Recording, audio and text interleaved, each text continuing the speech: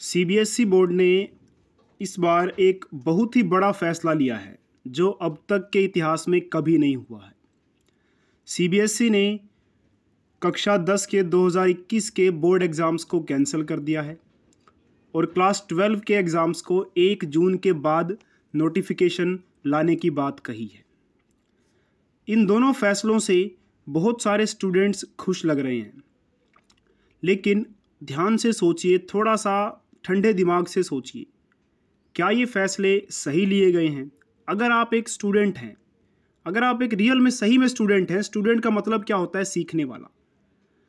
तो स्टूडेंट यानी कि विद्यार्थी जिसका काम है सीखना, और एग्ज़ाम का मतलब क्या होता है? जब आपने सीखा है बस वही आपको एक बार करके दिखाना होता है कि हाँ हमें इतना आता या फिर नहीं आता।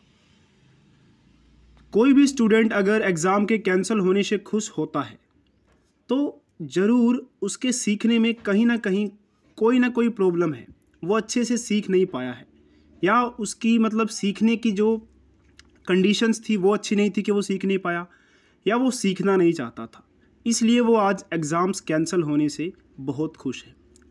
लेकिन क्या सीबीएसई द्वारा लिया गया फैसला सही है? आप भी कमेंट बॉक्स में कमेंट करके ज़रूर बताइए। मैं आपको इस वीडियो में कुछ कमियां बताऊंगा, सीबीएसई बोर्ड के इस फैसले में क्या क्या कमियां हैं, आगे जाके स्टूडेंट्स को क्या क्या नुकसान होने वाला है। आप जिस भी स्टेट में रहते हैं उस स्टेट में क्लास 9 और क्लास 11 के एग्ज़ाम्स ज़रूर लगभग हो रहे हैं, या तो कुछ ना कुछ हो गए होंगे या फिर हो रहे हैं।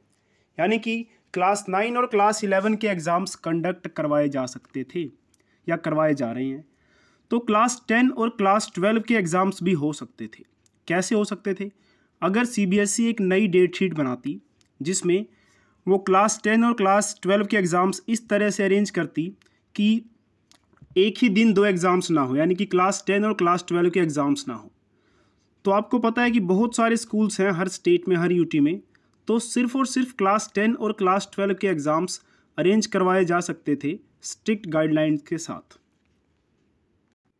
और कोई इतनी बड़ी बात नहीं थी, क्योंकि पॉलिटिशियंस, देखिए अभी बंगाल में इलेक्शंस हुए हैं, इतनी भीड़ इकट्ठी हुई, तब मतलब पता नहीं क्यों लोगों को लगा कि शायद भीड़ में जो है कोरोना नहीं फैलेगा। लेकिन एग्ज़ाम्स देखते ही, एग्ज़ाम्स का नाम सुनते ही पता नहीं लोगों को क्यों कोरोना की बात याद आने लगती है। अब देखिए स्टूडेंट्स को सबसे ज़्यादा झेलना है। झेलने कैसे है? मानिए आप क्लास 10 के स्टूडेंट्स थे, इस बार आपको जो है कम से कम 60% मार्क्स आने की उम्मीद थी, और अगर आपको 55% मार्क्स ही अवॉर्ड किए गए हैं तो आप क्या करेंगे? दोबारा एग्ज़ाम में बैठेंगे या नहीं बैठेंगे? ऑब्वियस आप नहीं बैठेंगे। आपको लगेगा चलो 5% की तो बात है, लेकिन वही 55% आगे चलकर क्या होगा? मान लीजिए आप कोई जॉब लेने जा रहे हैं, उस जॉब में आपको एलिजिबिलिटी क्राइटेरिया मांगा जाता है 60%। तब आपको याद आएगा यार कि हाँ, ये जो 5% का जो फासला रह गया था ना, ये काम की चीज़ थी। अभी तो खैर आपको इतना पता नहीं लगेगा कि अभी चलो यार अभी तो मुसीबत चली, एग्ज़ाम्स नहीं हो रहे हैं, लेकिन फ्यूचर में जब आपको जॉब लेनी होगी वहाँ पे आपको एलिजिबिलिटी क्राइटेरिया 60%, 70%, 80% जब रखा जाएगा, तब 1% 0.1% भी मायने रखेगा। तो इस सरकार का क्या है? जो भी बोर्ड ने फैसला लिया है यार, इन्होंने तो एग्ज़ाम्स दे लिए हैं, इनका क्या है? ये तो सरकारें आती जाती रहेंगी, इनको क्या दिक्कत है? आगे जो भी सरकार बनेगी उसको बहुत दिक्कतों का सामना करना पड़ेगा। कैसे? सबसे पहले गवर्नमेंट जॉब्स को लेकर बहुत सारे कैंडिडेट्स फिर से हाथ खड़ा करेंगे या फिर अपील करेंगे कि जो एलिजिबिलिटी क्राइटेरिया है उसको कम किया जाए, घटाया जाए, क्योंकि हमारे जो मार्क्स हैं ना वो तो अलग तरीके से दिए गए हैं। हमने कौन सा एग्ज़ाम दिए थे कि हमारे मार्क्स ये हैं? तो एलिजिबिलिटी क्राइटेरिया हटा दिया जाए, ऐसी मांग करेंगे या फिर कम करने की मांग करेंगे। तो ज़रूरी नहीं है कि वो सरकार जो इस सरकार के बाद आएगी वो एलिजिबिलिटी क्राइटेरिया को कम करे, तो स्टूडेंट्स का फ्यूचर गड्ढे में जा रहा है। ऐसी बात करते हैं कि जो स्टूडेंट अगले क्लास में एडमिशन लेगा, क्लास 10 के बाद क्लास 11 में एडमिशन लेगा, वहाँ पर भी वैसे ही होगा। देखिए जब आपको नेक्स्ट क्लास में एडमिशन लेना होता है तब भी आपकी परसेंटेज देखी जाती है, परसेंटेज के हिसाब से आपको एडमिशन दिया जाएगा। अब वहाँ पर भी आपके लिए दिक्कत आएगी, 1% मायने रखेगा। और अगर आपके 59% सीबीएसई बोर्ड ने दिए हैं, आप अगर 60% ला सकते थे तो फिर से वही बात हो जाएगी। इसके अलावा देखिए, जो स्टूडेंट खास करके पढ़ने वाले स्टूडेंट्स हैं, उनके लिए ये खबर मेरे हिसाब से तो बहुत बुरी है, क्योंकि उनको नहीं पता कि सीबीएसई बोर्ड उनको कितने मार्क्स देगा। एक ऐसा बच्चा जो 80% प्लस स्कोर करने की एक्सपेक्टेशन रखता है अपने आप में, उसको लगता है कि मैं इतने ला सकता हूँ। अब वो स्टूडेंट बेचारा करेगा क्या? क्योंकि सीबीएसई वालों ने तो ये कह दिया जब कंडीशंस कंड्यूसिव होंगी तब आपसे एग्ज़ाम्स लेंगे, तब आप बैठ जाना और फिर अपनी काबिलियत के हिसाब से नंबर ले लेना।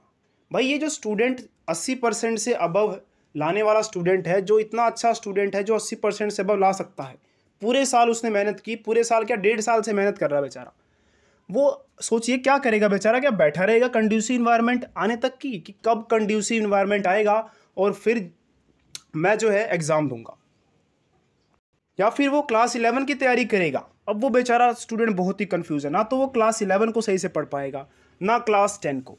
उसको पूरी लाइफ में एक रिग्रेट रहेगा, यार एग्ज़ाम्स होते तो मैं ज़रूर अच्छा स्कोर कर पाता। ऐसी बात करते हैं क्लास 12 एग्ज़ाम की। क्लास 12 एग्ज़ाम को पोस्टपोन किया जा रहा है। पोस्टपोन करते करते रिजल्ट आते आते ऐसे क्या होता है कि जब आगे गवर्नमेंट जॉब्स में हमें एग्ज़ाम्स में बैठना होता है, वहाँ एज रिस्ट्रिक्शंस होती हैं।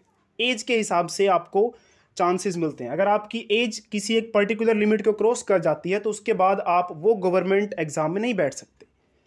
तो गवर्नमेंट एग्ज़ाम में बैठने के लिए आपको +2 पास होना है, मान लीजिए किसी भी गवर्नमेंट एग्ज़ाम में, और अगर आपकी +2 पास ही नहीं हुई, अभी तो आपका पोस्टपोन चल रहा है, वो जब पास होंगे तो आपकी एज जो है बढ़ जाएगी, फिर आपको उस सरकारी एग्ज़ाम को देने से रोक दिया जाएगा, फिर आपको मुसीबत का सामना करना पड़ेगा, यार मेरे को तो चांस ही नहीं मिला।